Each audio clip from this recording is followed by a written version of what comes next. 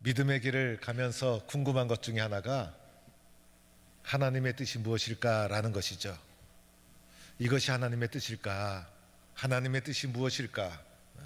하나님의 뜻을 명확히 알고 싶어 합니다.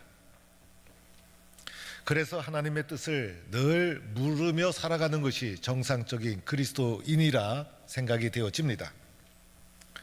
내 계획, 내 뜻 중요하죠. 내 생각도 중요하죠. 그러나 이것보다 더 중요한 것은 하나님의 뜻. 그래서 하나님의 뜻을 알고 하나님 앞에 살아가는 것이 정상적인 그리스도인의 모습이 아닐까요?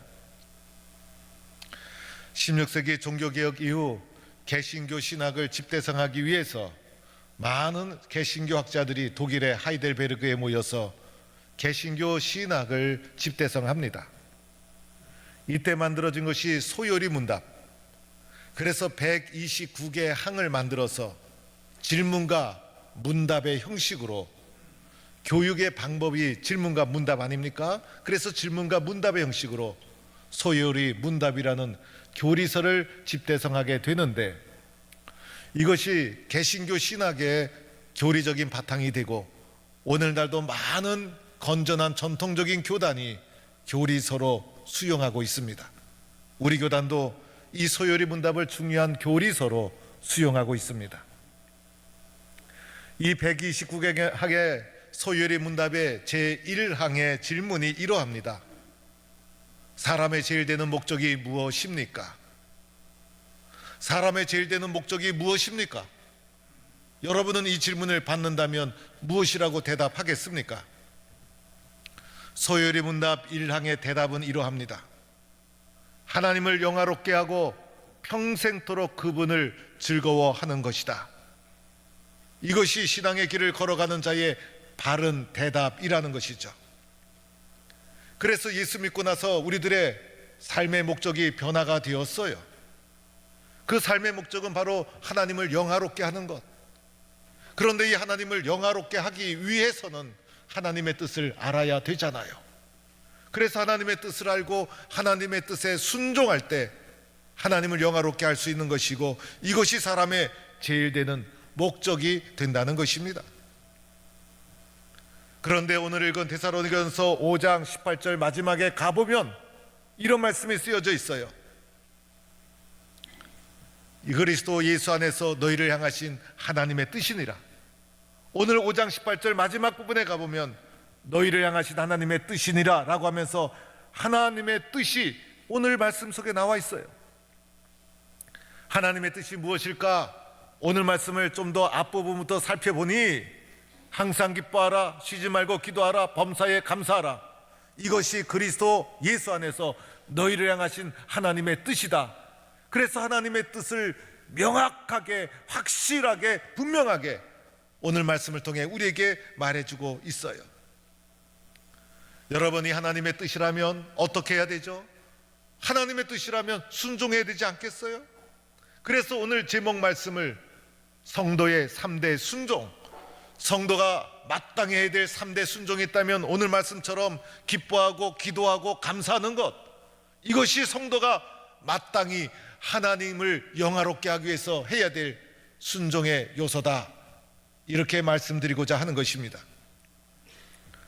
저는 오늘 이 성경 말씀이 사실은 저에게는 추억이 있는 말씀이에요. 제가 여름 성경학교 어릴 적에 성경학교 행사에서 성경 암송대회를 한 적이 있었어요. 그런데 암송대회 할 때 로마서 8장을 전체 암송합시다, 또는 마태복음 5장 전체를 암송합시다라고 하면 전체를 그냥 다 암송해야 되는데,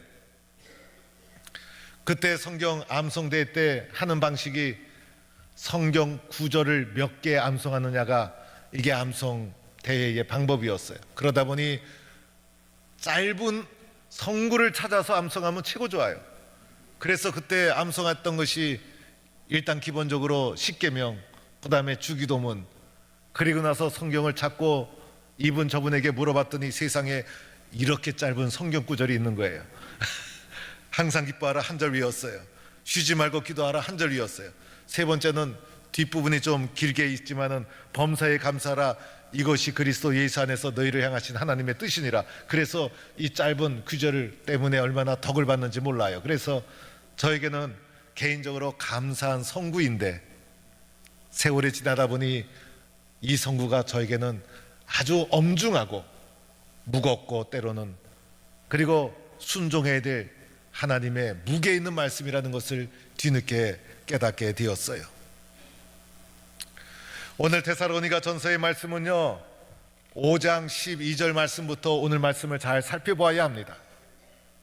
사도 바울이 데살로니가 교회에 편지를 쓴 이 데살로니가 전서는 사도 바울의 첫 번째 서신, 첫 번째로 2차 전도 여행 때 유럽의 중요한 교통의 요지였던 데살로니가의 교회를 세우고 이곳에 사랑하는 마음으로 첫 번째 편지를 씁니다.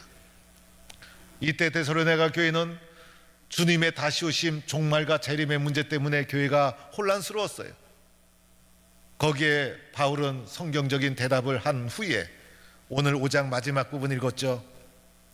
5장 마지막 하단 부분에 가서 12절부터 데살로니가 교회를 향한 교회 생활, 신앙 생활에 대한 권면을 마지막 부분에 하고 있는 거예요. 그래서 오늘 5장 12절부터 성도들을 향한 권면의 말씀이 계속되는데, 이 부분을 세 부분으로 크게 나누어 볼 수가 있어요. 먼저 12절부터 첫 번째 단락은요, 12절 13절의 내용인데, 교회를 이루고 있는 주의 종들에 대한 권면의 말씀이에요. 교회의 중요한 역할을 하던 주의 종들에 대해서 교회가 어떻게 대해야 건강한 교회를 이룰 수 있을까? 그래서 12절 13절에 나오는 주의 종들에 대한 성도들의 자세, 말씀의 가장 중요한 말씀은 이런 말씀이에요. 사랑 안에서 가장 귀하게 여겨라. 교회를 이끌어가는 주의 종들을 사랑 안에서 귀하게 존중하라. 그래야 교회의 질서가 바로 세워지고 교회가 혼란스러워지지 않고 교회가 건강해지는 것이다. 주의 종들에 대한 관계에 대해서 설명해 주고 권면하고 있는 거예요. 그리고 이어서는 교회는 사람들의 모임이다 보니 성도들과의 관계가 있잖아요. 그래서 14절 15절에는 성도들과의 관계에 대해서 권면을 합니다. 성도들과의 관계를 어떻게 맺으며 교회를 이루어갈 것인가 중요하죠, 여러분. 주의 종을 어떻게 대할 것인가, 성도들과의 관계를 어떻게 행할 것인가. 그래서 성도들과의 관계는 14절 15절에 보니 특별히 그 중에서도 게으른 자들, 약한 자들, 힘이 없는 자들에 대한 관계가 문제였어요. 그래서 오늘 말씀해 보니 게으른 자들은 권계하라, 게으른 자는 경고하라는 거예요. 그래서 게으름에서 깨어나 일어날 수 있도록 게으른 자는 경고해 주고 약한 자는 위로해 주라는 거예요. 그리고 힘이 없는 자는 붙들어 주고 도와주라는 것입니다. 이것이 성도의 관계여야 한다는 것이죠. 세상에서는 약하고 힘이 없는 자를 짓밟고 무너뜨리게 됩니다. 그러나 교회는 그렇지가 않아요. 힘이 없고 약한 자를 위로하고 격려하고 붙들어 주는 것이 교회 공동체의 성도끼리의 관계여야 한다는 것이죠. 그리고 15절 마지막 부분에서는 모든 사람을 대하든지 항상 선을 따르라. 그래서 우리들은 선을 선택할 수도 있고 악을 선택할 수도 있어요. 그런데 항상 관계 속에서 믿음의 사람은 선을 선택하고 선을 따르라.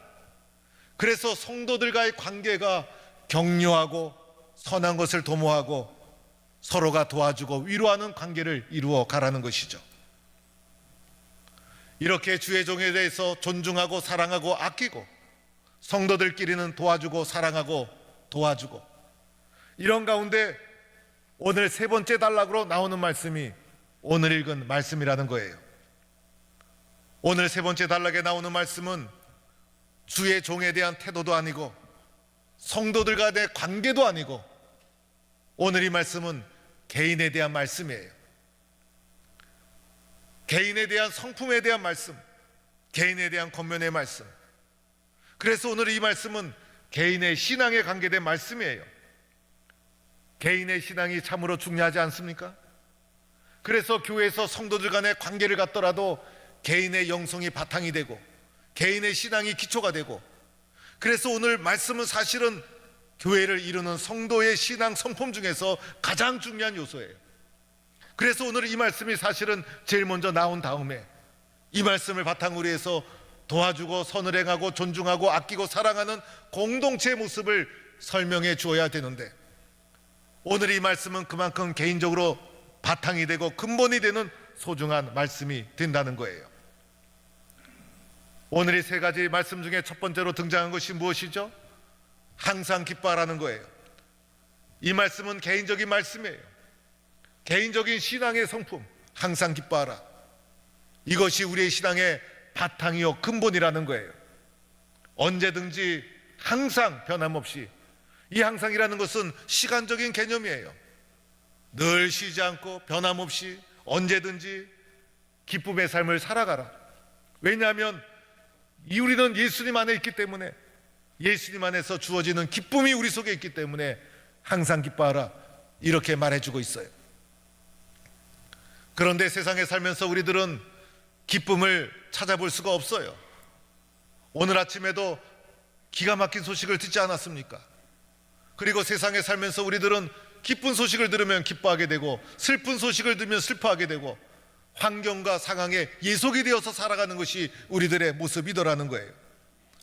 그런데 우리가 환경과 상황 속에 예속되어 살아간다면 예수 안 믿는 사람과 무슨 차이가 있겠어요? 그래서 우리가 예수 안 믿는 사람과 다른 점이 있다면 우리 속에는 주님이 주신 기쁨이 있잖아요. 그래서 누가복음 2장에도 보면 예수님이 태어나셨을 때 천사가 이런 말씀을 하시잖아요. 온 백성에게 미칠 큰 기쁨의 좋은 소식. 그래서 예수님 자체가 큰 기쁨의 좋은 소식이 되어서 우리에게 오신 분이라는 거예요. 요한복음 15장 11절에도 이런 말씀이 있어요. 예수님께서 말씀하시기를 내가 이것을 너희에게 이름은 내 기쁨이 너희 안에 있어 너희 기쁨을 충만하게 하려 함이라. 그러니까 예수님의 기쁨을 우리 안에 주셨다는 거예요. 예수님이 누렸던 기쁨, 예수님이 하나님과 하나됨으로 누렸던 절대적인 기쁨을 우리 속에 주셨고, 그 결과 우리 속에도 기쁨이 충만하게 하셨다는 것입니다. 오늘 우리는 데살로니가전서 5장 말씀을 읽었죠. 데살로니가전서는 사도 바울의 초기 문서, 그런데 이후에 바울이 여러 문서를 쓰면서 후기에 빌립보서를 또 쓰게 됩니다. 빌립보서에 보면 오늘 말씀이 좀 더 발전되어서 이렇게 말합니다. 주 안에서 항상 기뻐하라. 내가 다시 말하노니 기뻐하라. 우리가 주 안에 있다는 거예요. 우리의 기쁨의 뿌리는 주님 안에 있다는 거예요. 주님 안에 있기 때문에 기뻐할 수 있다는 것이죠. 그래서 오늘 이 말씀은 내가 주님 안에 있는가, 주님 안에 있지 못하는가를 우리에게 묻고 있기도 한 거예요. 그래서 우리들은 주님이 말씀하신 대로 항상 기뻐하라, 이 말씀 주님이 나에게 주신 말씀인 줄로 믿고 순종하여 기쁨으로 믿음의 삶을 승리하는 성도가 되기를 축원합니다. 두 번째로는요, 쉬지 말고 기도하라는 것이죠. 오늘 말씀을 보면 다 명령형으로 되어 있어요. 기뻐하라, 기도하라, 감사하라. 그렇죠. 다 명령형. 이 명령형은 순종밖에 길이 없다는 거예요. 그래서 쉬지 말고 기도하라, 언제나 기도하라, 늘 기도에 깨어 있어라, 그리고 기도의 끈을 놓지 말아라, 그리고 교회에서도 기도의 자리를 늘 찾아라. 그래서 포기하거나 중단하지 말라는 거예요. 기도에 깨어 있고 기도하는 사람으로 살아가고, 교회는 만민이 기도하는 집이고 교회 공동체는 기도하면서 시작이 되었고, 신앙인에게 있어서 기도라는 것은 호흡과도 같은 것이기 때문인 거예요. 여러분, 기도는 영적인 호흡이라고 하지 않습니까? 호흡이 끊어지면 사람은 죽고 마는 거예요. 지금은 임종 직전이 되면 병원에 가서 병원에서 임종을 하게 되고 의사가 진단을 해서 임종하셨습니다, 판단을 내립니다. 그런데 제가 목회자 생활을 처음 했을 때는요, 병원에 계시다가도 임종 직전이 되면 집으로 오셔서 집에서 임종을 했어요. 그리고 임종 때가 되면 목회자를 부르게 됩니다. 새벽 2시건 3시건 목사님 임종할 것 같아요. 그러면 달려가서 임종 예배를 드리고 찬송가를 불렀는데 아직 임종 안 했으면 또 한 장 부르고 또 한 장 부르고, 그 시간 맞추는 것도 굉장히 어려워요. 그런데 숨이 가늘어지기 때문에 임종을 했는지 임종을 했지 않았는지 구분하기도 어려워요. 그래서 어떨 때는요, 임종한 것도 모르고 예배 한참 드리다 보면 나중에 보면 임종을 해 있더라고요. 그래서 조심스러운 것은 또 임종 안 했는데 임종한 줄 알고 또 이렇게 서두르게 되면 그것도 또 곤란하잖아요. 그래서 가늘게 이렇게 호흡이 이렇게 줄어들 때 그때 이게 살펴보는 것이 얼마나 저도 힘들고 곤란했는지 몰라요. 그래서 가늘게 호흡이 이어지다가 생명이라는 것이 그 호흡이 끊어지면 임종하고 마는 것이에요.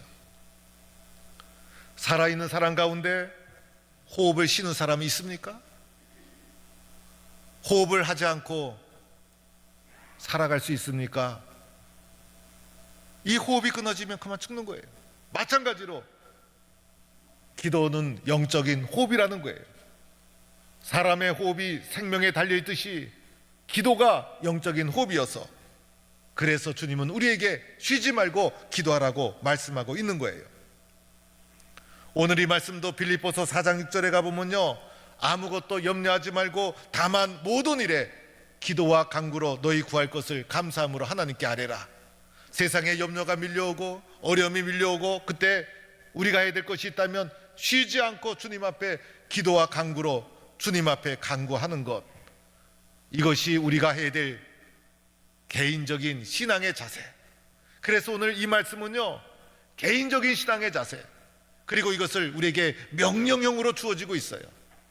영적인 호흡이기 때문에 쉬지 말고 기도하라, 이것이 중단되면 죽을 수밖에 없다는 거예요. 그래서 기도를 통해서 하나님의 뜻을 분별하고 순종하는 하나님의 사람들, 오늘 주님 말씀대로 쉬지 않고 기도해서 주님의 뜻을 이루어가는 주의 백성 되기를 축원합니다. 세 번째로는요, 범사에 감사하라. 그래서 오늘 말씀 보면요, 항상 쉬지 말고 범사에, 그리고 모든 것도 기뻐하라, 기도하라, 감사하라, 명령형으로. 우리가 경험하는 모든 일이 감사예요. 감사할 수 있는 것만 감사한다면 무슨 소용이 있겠어요? 그러나 기쁜 일도 감사, 즐거운 일도 감사, 그러나 때로는 어렵고 힘든 일도 감사. 왜냐하면 어렵고 힘든 일 속에 하나님의 은혜가 숨겨져 있어요. 어렵고 힘든 고난 때문에 영적인 유익이 있어요. 그래서 그 모든 것을 감사로 받아들인다면 감사하는 성도를 세상이 이길 수가 없는 거예요. 바울도 늘 감사가 넘쳤죠. 서신을 쓸 때마다 그 교회가 문제 있는 교회였어요. 그러나 서신을 쓸 때마다 너희를 위하여 항상 하나님께 감사하노니, 감사가 늘 따라왔어요. 그래서 늘 감사하는 사람이었어요. 감사가 없으면 모든 것을 잃어버리고, 그래서 늘 감사가 입에서 마음에서 고백되어지고, 이렇게 감사하는 삶을 범사에 살아가라, 이것이 주님이 우리에게 주신 명령이라는 거예요. 여러분, 오늘의 기쁨과 기도와 감사는요, 명확한 뜻을 이해하기 위해서 이 말씀 앞에 너는 이라는 단어가 들어가 있어야 된다라고 말합니다. 그래서 오늘 말씀에는 항상 기뻐하라 이렇게 쓰여져 있지만은 오늘 이 말씀의 내용은 개인을 향한 말씀, 우리들 개개인이 하나님 앞에 올바로 설 때 공동체의 관계가 바로 세워지는 거예요.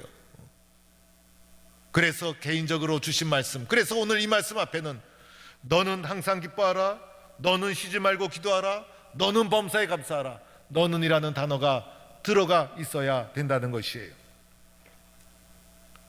그리고 오늘 이 말씀은요, 명령형으로 주어져 있죠. 왜 나에게 명령해 주시는 것일까? 왜 나에게 명령해 주시는 것일까?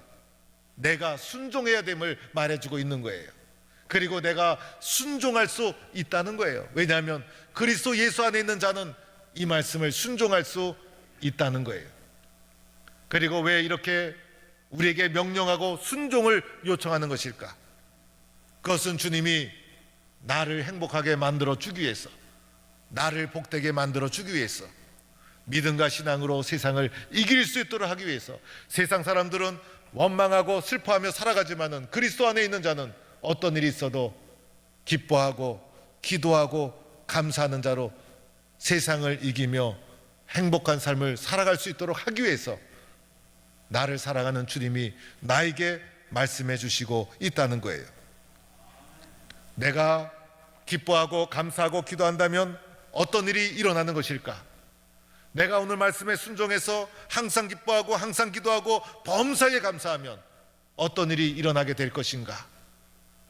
나 자신도 하나님이 주신 은혜와 축복을 누릴 뿐만 아니라 오늘 이 데살로니가 전서는 교회에 주신 말씀, 그래서 교회를 섬기는 우리의 기본적인 자세를 말해주고 있어요. 항상 기뻐하고 쉬지 말고 기도하고 범사에 감사하는 믿음의 삶을 통해서 교회를 섬기라는 거예요. 그 결과 어떻게 될까요? 교회가 행복하고 교회가 은혜롭고 교회가 열매 맺고 교회가 부흥되는 귀한 열매가 맺어지게 되는 것이에요. 그래서 이 모든 것은 개인적인 신앙의 요소일 뿐만 아니라 우리 공동체의 바탕이 되는 요소가 되는 것이죠. 오늘 우리들은요, 주님 안에서 항상 기뻐할 것을 다짐할 수 있기를 바랍니다. 하나님, 저는 무슨 일이 있어도 늘 기뻐하겠습니다. 왜냐하면 예수님이 내 안에 계시기 때문인 것입니다. 그래서 늘 기뻐하는 거예요. 쉬지 말고 기도하라. 주님, 저는 기도하기를 쉬지 않겠습니다. 늘 깨어 기도하고 어려워도 기도하고 기쁜 일이 있어도 기도하고 늘 깨어 기도하고 기도의 자리를 늘 찾아가겠습니다. 기도를 쉬지 않겠습니다. 이렇게 결단할 수 있기를 바랍니다. 더 나아가 범사에 감사하는 거예요. 오늘 우리는 하나님의 은혜로 살아가고 있어요. 나의 힘, 나의 능력으로 살아가는 것 같지만은 그렇지가 않아요. 하나님의 은혜로 살아가는 것이고 누군가의 사랑 때문에 살아가고 있는 거예요. 그래서 주님 감사합니다. 모든 것이 하나님의 은혜입니다. 모든 영광을 하나님께 올려드립니다. 다음 주일은 특별히 추수감사 만남의 주일이에요. 더욱 감사가 넘치는 마음으로 주님 앞에 살아갈 것을 다짐하는 거예요. 이렇게 하나님의 뜻에 순종하고 살아가면 하나님이 어떻게 하실까? 우리의 삶을 축복해 주시고 우리 교회를 축복해 주시고 하나님의 은혜가 넘치는 믿음의 삶과 교회 공동체를 이루게 될 줄로 믿습니다. 이런 삶을 결단하고 하나님의 뜻을 붙잡고 순종하며 믿음의 길을 걸어가는 성도가 되기를 간절히 축원합니다.